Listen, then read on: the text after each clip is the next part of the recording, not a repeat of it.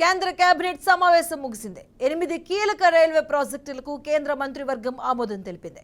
ప్రాజెక్టుల మొత్తం వ్యయం అంచనాల 24,657 కోట్లుగా నిర్ధారించారు. ఎస్సీ వర్గీకరణకు అనుకూలంగా సుప్రీంకోర్టు తీర్పు నేపథ్యంలో సమావేశానికి ప్రాధాన్యత సంతరించుకుంది. సుప్రీంకోర్టు తీర్పుకు అనుగుణంగా ఆయా రాష్ట్రాల వర్గీకరణ త్వరగా అమలయ్యేలా కేంద్రం మార్గదర్శకాలు ఇవ్వాలని ఎంఆర్పీఎస్ అధ్యక్షుడు మందకృష్ణ కోరారు. ఇక ఆయన విజ్ఞప్తికి ప్రధాని మోదీ, అమిత్ షా సానుకూలంగా స్పందించినట్టు తెలిసిందే.